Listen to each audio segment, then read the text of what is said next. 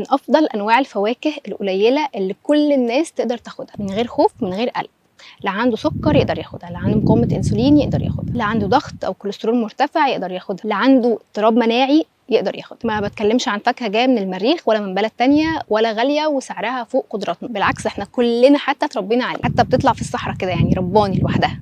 بتهيالي دلوقتي كده كلكم عرفتوا انا بتكلم عن ايه. بتكلم عن التين الشوكي. تعالوا نتكلم شويه عن فوائد التين الشوكي الكتير جدا، وليه هو بالتحديد الفاكهه اللي كل الناس تقدر تاخدها مهما كانت الحاله الصحيه.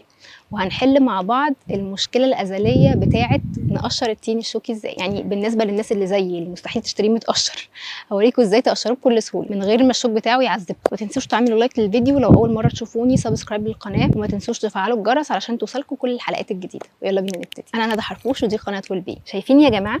شايفين يا جماعه الحلاوه والجمال والفوائد؟ ابو حلاوه يتين بجد. فاكرين الراجل اللي كان بيعدي من تحت البيت زمان وكان بينادي ابو حلاوه يتين بعربيه كارو او العربيه اللي هي بعجلتين دي وبيزقوها؟ كلنا عندنا ذكريات مع عربيه التين الشوكي، كانت مصدر للسعاده والبهجه في حياتنا وطفولتنا كلنا. معرفش والله لو لسه الكلام ده موجود ولا انقرض خلاص. المهم بقى اتضح ان التين الشوكي ده يمكن افضل فاكهه موجوده وبتطلع في المنطقه بتاعتنا. ده لاسباب كتير جدا، بس اهمها واللي بيخليه مناسب لكل الناس هو انه مؤشره الجليسيمي منخفض جدا. ايه المؤشر الجليسيمي ده؟ المؤشر الجليسيمي هو تاثيره على سرعه ارتفاع مستويات السكر في الدم بعد الاكل. دايما مرضى السكر ربنا يشفيهم بنقلق قوي من الفاكهه معاهم وبنتعامل معاها بحذر، لان هي طبعا بتكون مليانه سكر، والناس كمان اللي بتعاني من مقاومه الانسولين بتحاول تتعالج منها. فبننصح دايما في الحالات دي بانواع معينه جدا من الفاكهه بكميات محدده في اوقات معينه علشان مستويات سكر الدم تفضل دايما اندر كنترول. التين الشوكي بقى مختلف لان هو مؤشره الجليسيمي منخفض جدا، مؤشره الجليسيمي 7 تقريبا، وده معناه ان تاثيره على مستويات سكر الدم بسيطه جدا. يعني كل الناس تقدر تاكل تين شوكي من غير ما يسبب لهم اي مشاكل. ورغم ان تاثيره على سكر الدم بسيط كده، الا انه طعمه مسكر جدا وجميل، عكس حاجه مثلا زي الافوكادو اللي هو يعتبر من الفواكه ومؤشره الجليسيمي منخفض برده، لكن ده لان هو تقريبا ما فيهوش سكر، طعمه مش مسكر، عشان كده مش كل الناس بتحبه.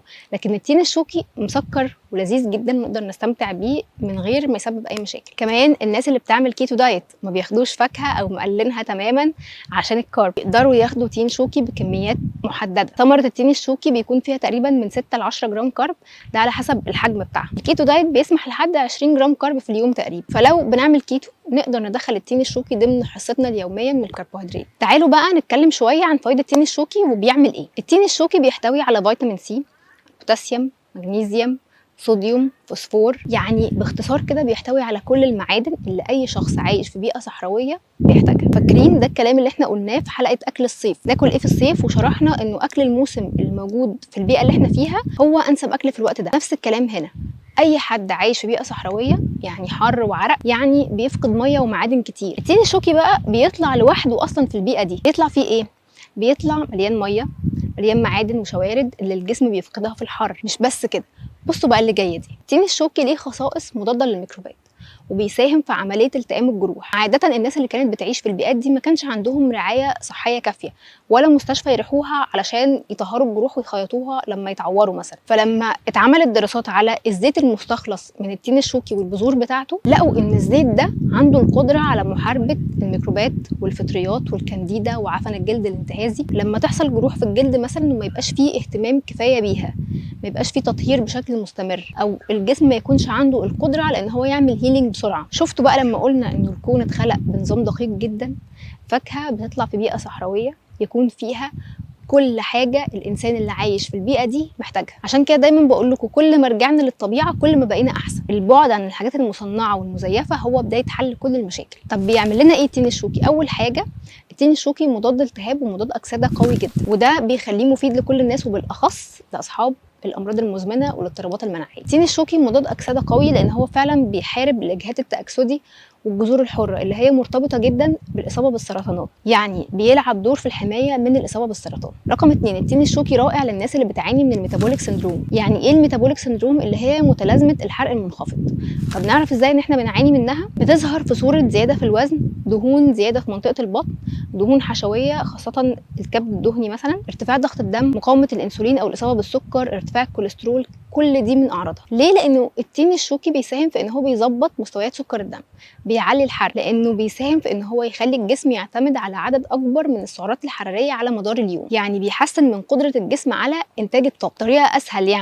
يعني لو انا مثلا جسمي مأقلم نفسه على ان هو بيحرق 1000 سعر حراري في اليوم والباقي بيخزنه، لا، هو بيقول للجسم لا، فوق بقى كده يا ابو الكباتن، فوق لي، صحصح لي، احرق لي 1200 كالوري مش 1000 بس. رقم 3 بيقلل الكوليسترول خاصة ال LDL أو الكوليسترول منخفض الكثافة، هو ده النوع اللي احنا عايزينه دايما نازل من الكوليسترول. رقم 4 بيساهم في خفض معدلات سكر الدم عند مرضى السكر، تخيلوا، شوفوا العظمة قد ايه هو مختلف. رقم 5 بيساهم في علاج أمراض الكبد خاصة الكبد الدهني زي ما قلنا، وبيساهم في تطهير الكبد من السموم لأن هو زي ما ذكرنا بيحتوي على مضادات اكسده. كل دي فوائد موجوده في التين الشوكي، بس ده برده مش معناه ان احنا نابيوز التين، يعني مش هاكل فدان تين شوكي لوحدي، لانه طبيعي زي اي حاجه، كل حاجه لما بتزيد عن حدها بتضر. الافراط في تناول التين الشوكي مش مريح ابدا ابدا للجهاز الهضمي. غالبيه الناس بيحصل لهم امساك لما بياكلوا تين شوكي كتير، لان هو مليان بذر، مش كل الناس عندها القدره على ان هي تهضم البذر ده كويس. في ناس ممكن يحصل لها العكس، في ناس ممكن يحصل لها اسهال، وناس ممكن يحصل لها انتفاخات واحساس بعدم الراحه. طب ناكل منه قد ايه؟ يعني ثمرتين 3 بعد الوجبه حلو قوي، حجمهم كويس، بيملوا البطن وبيحسسوا بالشبع. ما اعتقدش ان في حد ممكن يبقى محتاج اكتر من كده. انا عارفه ان في ناس طبعا ولا 30 واحده تكفيهم، بس معلش احنا بنعلم نفسنا الاعتدال في كل حاجه. طيب اهم حاجه بقى في التين الشوكي انا عايزه اقولها، بلاش نشتريه متقشر. انا شخصيا مستحيل اشتريه متقشر لسبب بسيط جدا، لانك عمرك ما هتعرفي تغسليه كويس وهو متقشر. ثانيا عمرك ما هتضمني نظافه ايد الشخص اللي بيقشرهولك، غالبا بيكون واقف في الشارع في بيئه كلها ملوثات، بيمسك كل حاجه بايديه، ومستحيل ان هو يعني قبل ما يقشرهولك يكون بيروح يغسل ايده بالميه والصابون ويرجع، ما بيحصلش. كتير قوي من الفيروسات والعدوى بتتنقل بالطريقه دي، يعني مثلا جرثومه المعده اللي هي بقت عند كل الناس بتتنقل عن طريق ملامسه الشخص المصاب للاكل اللي حد تاني بياكله، لو الاكل ده ما اتغسلش كويس او ما تعرضش للحراره، يعني ما اتطبخش. انت اكيد مش هتطبخي التين الشوكي، فعشان كده احنا بنشتريه بقشر. طبعا الكلام ده يجيب بانيك اتاك، انا اقشره ازاي بالشوك الرهيب بتاعه ده؟ الموضوع بسيط جدا، هوريكم دلوقتي ازاي تقشروه للي مش عارف. عارفه ان انتوا كلكم شطار واكيد كلكم قشرتوا تين شوكي قبل كده، بس يعني لو حد بيشوفنا وما يعرفش هنوريه. تعالوا نشوف مع بعض بقى. اول حاجه بتعمليها انك انت بتنقعيه في ميه، مش لازم تكون ميه متلجه ولا حاجه، ميه من الحنفيه عادي خالص، بس لازم يتنقع في ميه علشان الشوك بيطير لو ما بلناهوش. انا بسيبه في الميه مثلا 10 دقائق. بعد كده بلبس جلوفز، بس لازم يكون سميك شويه، وسلام لو مبطن من جوه، لانه الجلوفز الخفيف ده ملوش لازمه والشوك بيعدي منه عادي جدا. بتلبسيه وبتجيبي سكينه صغيره بس لازم تكون حاده، تقطعي الجزء اللي فوق والجزء اللي تحت، تعملي قطع بالطول كده في التين، وبعد كده بتقشريه بايديكي عادي خالص. والف هنا يا ست الكل. بصي بقى، لا سحر ولا شعوذه، شفتي الحلاوه؟ انا على طول بقشره بالطريقه دي، وبجد والله اسهل حتى من تقشير البرتقال. السر كله في الجلافز وفي الميه. خلي بالك لو انت بتجيبي التين الشوكي بكميات بسيطه ممكن يقعد معاكي في التلاجة لحد 3 ايام لو مش متقشر، لكن لو متقشر لازم تستهلكيه في نفس اليوم او تاني يوم بالكتير. لو انت بتشتريه بكميات كبيره وعايزه تحافظي عليه يبقى لازم تنقعيه في ميه كانك هتقشريه عادي خالص، بس مش هتقشريه، هتصفي منه الميه دي وهتشيليه بقشره في الفريزر في اكياس عادي خالص، وبتطلعيه قبل الاستخدام بربع ساعه مثلا عشان يفك، وبتستخدميه عادي. لو عجبك الفيديو ده ما تنسيش تعملي لايك للفيديو وسبسكرايب للقناه على اليوتيوب، ما تنسيش تشاركي الفيديو ده مع اي حد تحب ان المعلومات دي توصل. لو عندك اي سؤال او في اي موضوع حابه ان احنا نتكلم فيه سيبوه لي في الكومنت، ولو عايز تاخدي فكره عن البرامج هتلاقي اللينك موجود في الديسكربشن. اشوفكم الفيديو الجاي، باي باي.